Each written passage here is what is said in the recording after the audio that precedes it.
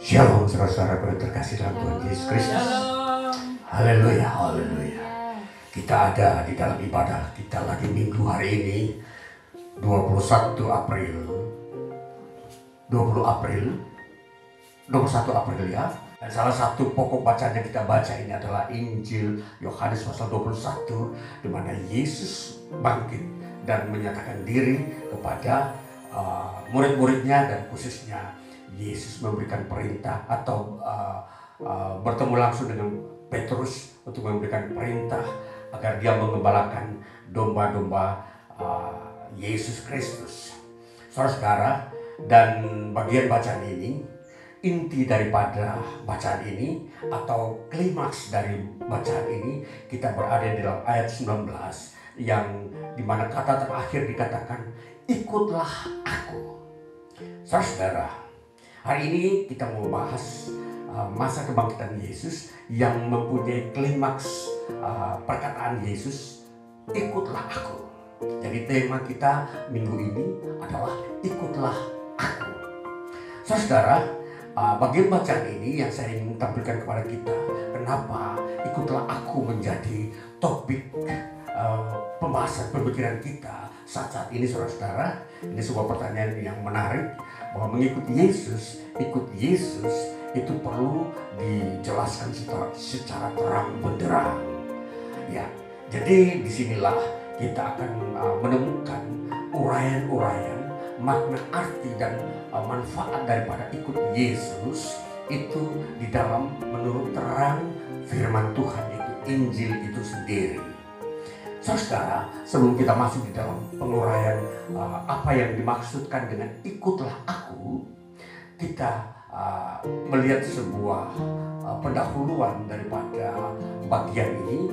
Saya mau membawa kita kepada pengenalan akan suatu istilah, pilihlah aku. Kalau kita mau mengerti atau membandingkan antara pilihlah aku dan ikutlah aku, adalah dua kata perintah yang posisinya seringkali ditampilkan di depan umum. Saudara, kalau kita terbiasa sudah beberapa kali mengikuti pemilihan umum di setiap bangsa negara, mereka selalu menampilkan sebuah slogan atau sebuah poster yang di situ ada tulisan pilihlah aku dan gambar fotonya. Jadi contoh, kalau kita melihat pemilihan presiden baik di negara-negara maju di Eropa, Amerika, Indonesia sekalipun, di mana seseorang ketika mau mencalonkan diri sebagai seorang presiden, di situ foto gambarnya dia yang terbaru, dan kemudian ada tulisan pilihlah aku. Saudara, ini sesuatu yang memang positif dan menarik, dan membawa suatu suasana di dalam diri setiap orang, di mana setiap orang itu berhadapan dengan situasi yang dimana dia harus memilih. Ya, dikatakan pilihlah aku. Inilah sebuah kampanye dari setiap pemimpin, calon-calon pemimpin untuk memimpin sebuah negara dalam masa fase berikutnya.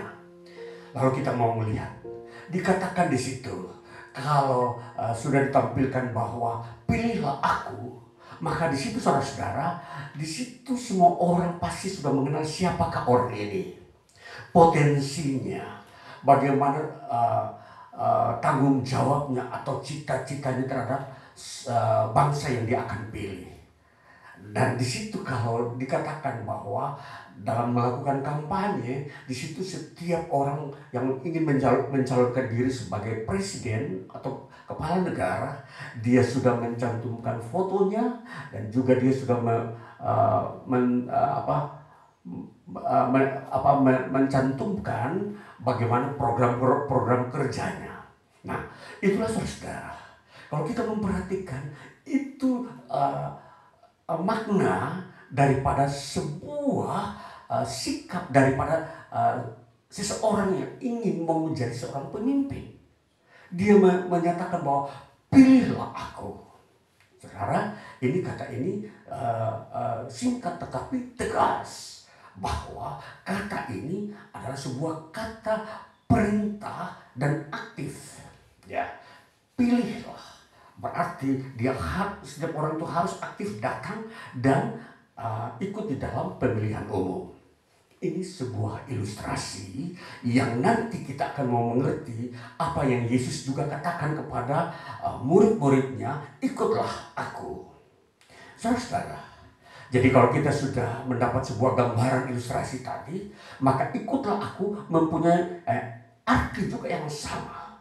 Bahwa Yesus menampilkan sebuah pokok pikiran di dalam pikiran murid-muridnya, bahwa ikutlah aku, kata Yesus. Nah, tentunya murid-muridnya sudah mengerti siapakah Yesus. Mereka sudah tahu bagaimana karya-karyanya dan peran Yesus selama ada di dunia. Saudara, di dalam Alkitab, Injil mulai Injil Matius, Markus, Lukas, dan Yohanes, keempat Injil menyajikan kata klimaks ini, ikutlah aku. Kalau dalam Injil Matius ada 4 kali ditampilkan kata ikutlah aku. Di dalam Injil Markus ada 3 kali. Di dalam Injil Lukas ada 4 kali. Dan di dalam Injil Yohanes ada 6 kali. Nah, kata mengikut aku, ikutlah aku, itu sebuah kata memang yang di dalam sebuah penegasannya bahwa orang yang dipanggil oleh Yesus, dia harus segera mengambil keputusan mengikuti apa yang Yesus Kristus perintahkan. Saudara, jadi pertama kali kalau kita melihat pada waktu Yesus memanggil murid-muridnya, Yesus memakai kata ini, ikutlah aku. Itulah sebabnya saudara, kata ini kata yang paling kuat di dalam mengikat orang-orang yang Yesus panggil.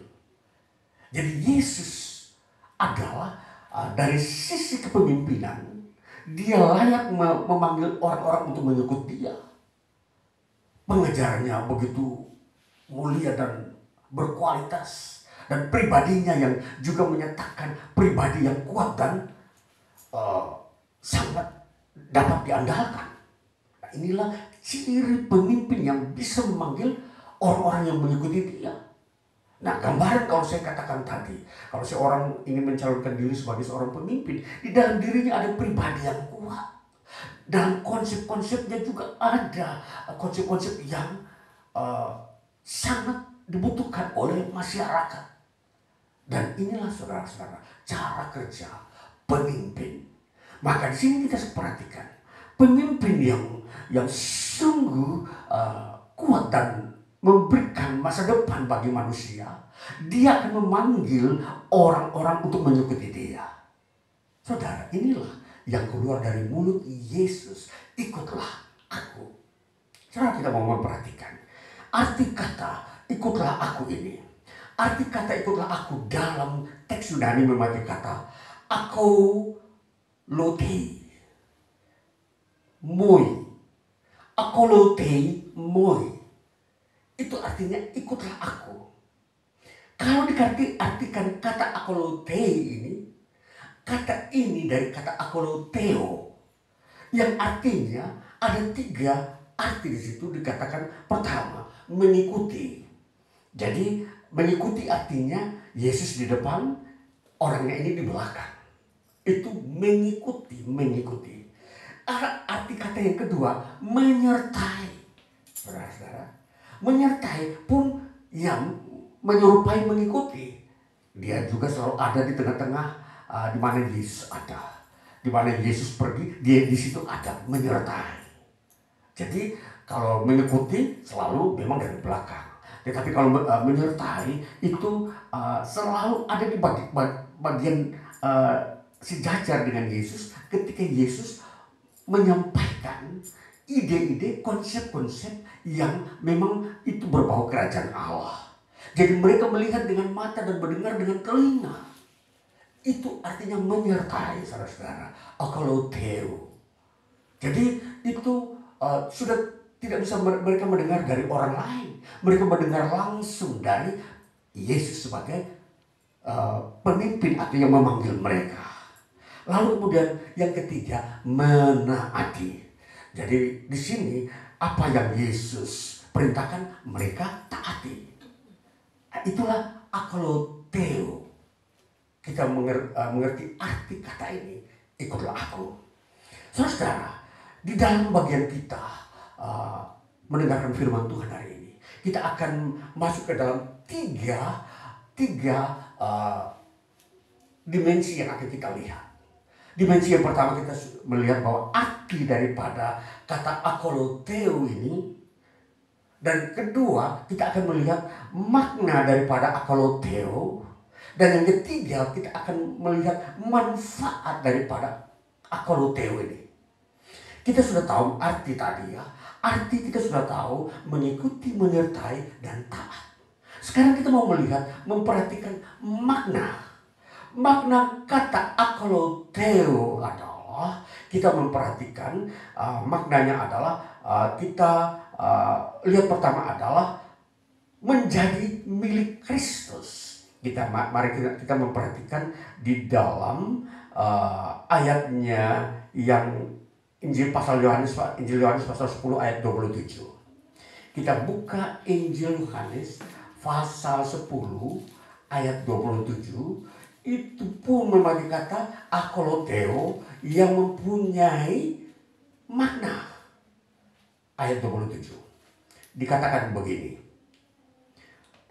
Domba-dombaku mendengarkan suaraku, dan aku mengenal mereka, dan mereka mengikut aku. Ikut Yesus. Itu dalam maknanya ialah mereka menjadi milik Kristus. Ikutlah aku.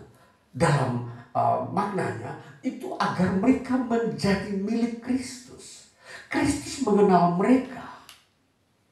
Itu menjadi miliknya Kristus. Karena itu menjadi milik Kristus, Kristus mengenal mereka.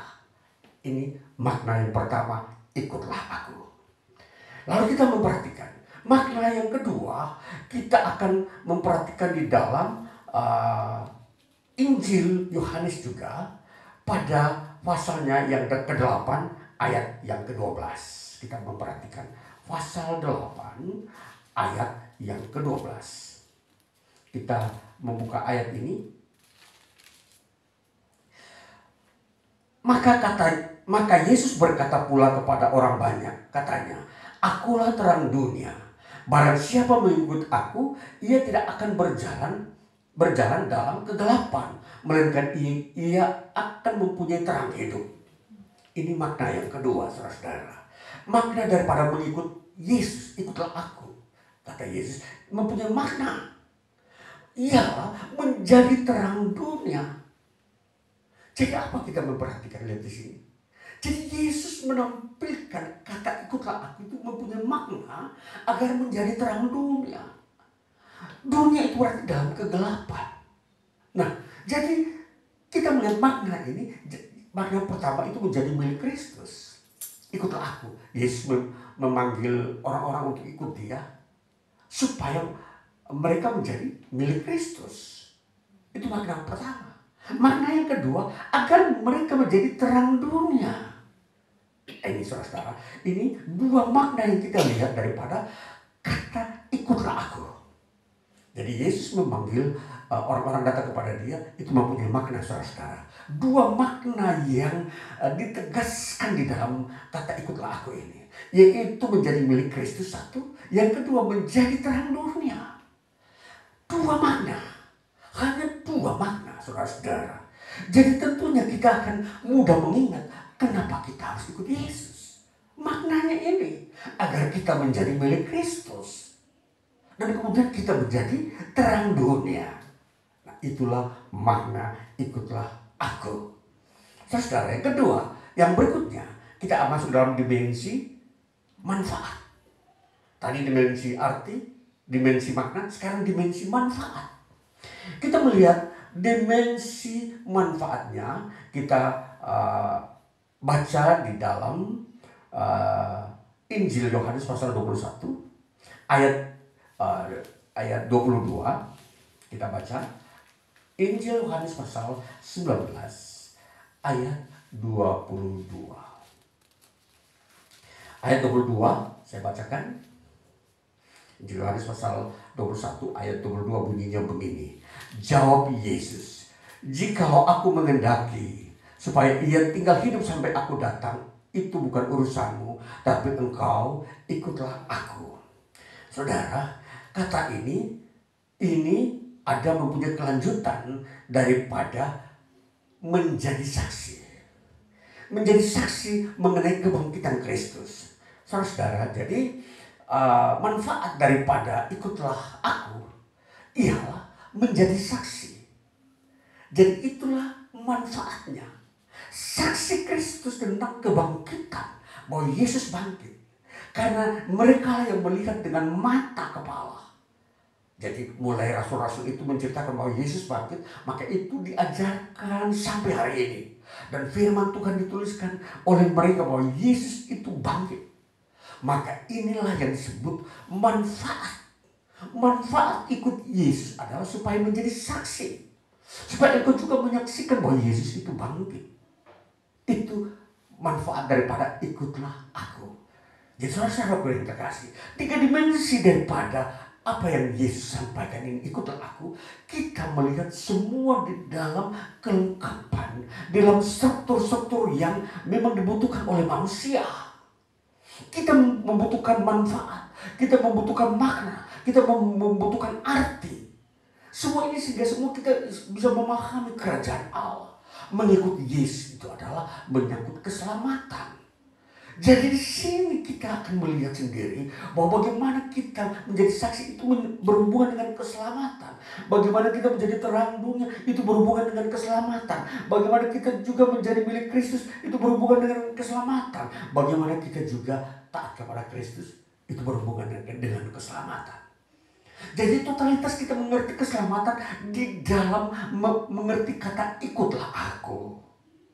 Saudara, jadi kita menguraikan kata keselamatan hidup kekal itu tidak bisa terlepas daripada perkataan Yesus, ikutlah aku. Karena Yesus itu juru selamat. Dia menampilkan hal-hal menyangkut kekekalan. Dia menampilkan hal-hal persekutuan dengan Allah yang kekal. Maka ikutlah Yesus. Ikutlah aku, kata Yesus. Barang siapa ikut dia, itulah mereka menjadi milik Yesus. Saudara-saudara yang terkasih, maka dari sini kita akan memperhatikan hal-hal yang menyangkut arti, manfaat, dan makna ini. Kita itu masukkan ke dalam sebuah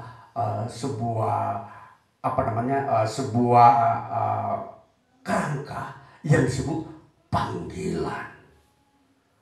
Maka ikutlah aku. Itu panggilan. Itu kata perintah yang Yesus keluarkan yang bersifat aktif. Jadi panggilan aktif itu artinya panggilan langsung yang tidak bisa lewat orang lain.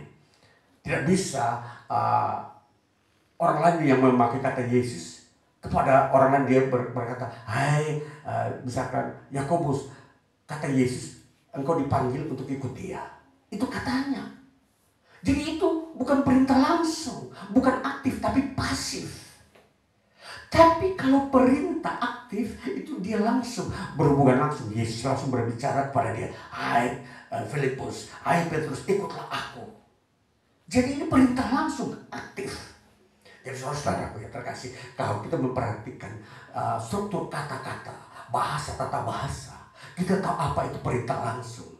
Itu perintah yang keluar dari mulut orang yang menggunakannya dan secara langsung kepada orang yang mendengarkannya. Jadi unsur-unsur kepercayaan, kebenaran di situ ada. Jadi tidak bisa lagi memakai orang lain. Contoh yang lain. Ada orang berkata, menurut si A, aku ini seorang yang taat. Menurut si A. Bukan menurut yang memiliki hukum. Jadi itu namanya, itu bukanlah kebenaran yang aktif. Itu bisa kebenaran yang pasif. Jadi kebenaran aktif adalah di mana seorang yang mempunyai kebenaran itulah yang menilai, bukan orang lain. Maka kalau Yesus berkata ikutlah aku, itu kebenaran yang memang datang dari Yesus. Ikutlah aku, itu panggilan langsung. Dan kalau Yesus mengeluarkan kata-kata atau pengajaran-pengajaran firman yang benar, itu pun benar. Jadi ini saudara, kita memperhatikan bahwa di dalam Yesus itu ada kebenaran. Dia itu kebenaran itu sendiri. Jadi ikutlah aku, itu berarti kita secara langsung masuk ke dalam kebenaran. Ini kita memperhatikan bagaimana mengerti firman Tuhan berdasarkan prinsip-prinsip, hukum-hukum kebenaran. Bagaimana mengerti tata bahasa itu sendiri. Dan itulah sebabnya saudara, dari bagian yang kita sudah lihat tadi 3 dimensi, maka disinilah kita melihat bahwa disitulah totalitas kekristenan. Ketika saudara menjadi seorang Kristen, saudara harus tahu sadar bahwa saudara itu milik Kristus. Kedua, saudara juga harus menjadi terang dunia. Ketika saudara menjadi saksi Kristus tentang kebangkitannya. Ketiga, saudara menjadi, katakanlah, pelayan Kristus, milik Kristus. Ini kita memperhatikan apa yang kita dengar daripada ikut Yesus. Jadi ini adalah sebuah panggilan. Menjadi Kristen itu panggilan saudara-saudara, bukan sebuah warisan. Kalau nenek saudara Kristen, itu belum disebut panggilan, itu masih warisan. Itulah sebabnya yang disebut kekristenan itu setiap orang harus ada panggilan. Jadi ketika seorang anak lahir daripada keluarga Kristen, pada waktu dia dewasa, dia harus mengerti panggilan, ikutlah aku. Kalau dia tidak mengerti ikutlah aku, maka dia menjadi warisan Kristen yang memang dia tidak mengerti bagaimana menjadi terang dunia, bagaimana menjadi saksi Kristus. Ini saudara. Jadi kekristenan kita harus mengerti ada katakanlah dua sisi yang kita harus mengerti. Kekristenan berdasarkan panggilan dan kekristenan berdasarkan warisan. Kita mau supaya kita ada di dalam konsep yang benar tentang kekristenan. Jadi kekristenan kita itu harus ada dalam garis panggilan. Bahwa ikutlah aku. Kalau saudara ke gereja, karena orang tua saudara ke gereja, saudara ikut, ini masih pasif. Karena saudara ikut orang tua. Itu masih pasif. Saudara mau mendengar langsung bagaimana aktif. Jadi orang tua ke gereja bisa saudara ikut, tapi motivasi saudara ke gereja belum tentu untuk beribadah. Bisa saja hanya ikut orang tua dan duduk. Tetapi ketika seseorang mendapatkan panggilan menjadi seorang Kristen, mengikut Yesus, maka dia ke gereja untuk beribadah sungguh-sungguh, mendengarkan firman, bagaimana perintah Tuhan untuk dirinya. Dan itu sebabnya akhir zaman ini kita mau melihat firman Tuhan selalu menyeleksi, menyaring siapakah orang Kristen yang menjadi bagian panggilan ikut Yesus. Mereka akan menjadi saksi tentang kebangkitan Kristus, bukan berdiam diri. Mereka akan menjadi pelayan Kristus atau milik Kristus. Ya, mereka melayani Kristus. Mereka akan menjadi terang dunia, bukan hidup dalam kegelapan. Jadi kalau masih ada orang Kristen senang dengan dosa, dengan hidup dalam kegelapan, itu mereka belum ada dalam sebuah panggilan ikutlah aku. Maka kita harus mengerti kata ikutlah aku ini sebagai klimaks kekristenan itu sendiri. Berarti kalau saudara masih dalam warisan Kristen, maka ini saudara sedang berjalan suatu waktu mencapai suatu titik yang disebut panggilan. Saya dilahirkan dari keluarga Kristen. Saya mengerti ikut Yesus setelah saya SMA. Saya bertobat dan saya tinggalkan kebiasaan-kebiasaan kegelapan. Dan saya bertekad untuk menjadi saksi. Dan kemudian saya mengikuti pendidikan teologi. Itu untuk memperlengkapi saya. Walaupun memang mempelajari Alkitab tidak selalu menjadi pendeta. Tetapi dari sisi-sisi yang tertentu, biasanya orang-orang yang mempelajari Alkitab begitu luas dan dalam, mereka terjun ke dalam pelayanan Kristus, menjadi pelayan Kristus. Ya, ini saudara-saudara yang kekasih, bahwa di sini ikutlah aku ini, itu yang menjadi perintah yang Yesus keluarkan. Ikut, itu panggilan keselamatan, panggilan untuk menjadi terang hidup, panggilan untuk menjadi saksi. Ini yang kita harus perhatikan. Kita selalu taat kepada perintah Kristus. Jadi ini saudara-saudara, di dalam kita memahami kekristenan itu harus sesuai dengan firman-Nya, sesuai dengan Injil. Jadi kekristenan tidak bisa diisi dengan adat istiadat atau budaya. Kekristenan itu menyangkut pengajaran Kristus tentang keselamatan, tentang kebenaran, tentang kesucian Tuhan. Dan siapakah yang harus disembah? Ya Allah yang hidup, bukan yang lain. Yang harus dimuliakan ialah Tuhan, pencipta langit dan bumi, yang di dalamnya Yesus Kristus menyatakannya. Ini saudara-saudara, ini menyangkut kebenaran. Maka saudara, ikut Yesus itu berarti kita mengikuti ajarannya, kita mengikuti pribadinya. Dua unsur ini, ajaran dan pribadinya, itu yang menjadi dasar mengikuti Yesus. Maka seseorang yang memiliki status seorang memiliki iman Kristen, ya dia percaya kepada pribadi Kristus adalah Tuhan, dan dia mengikuti ajaran-ajarannya, perintah-perintahnya. Berarti dia meninggalkan semua ajaran-ajaran yang tidak membawa dia dekat kepada ajaran Kristus. Nah, ikutlah Yesus. Jadi saudara, periksa dan koreksi diri saudara. Apakah saya atau setiap kita sudah ada di dalam lingkaran yang disebut ikut Yesus? Apakah sudah benar-benar?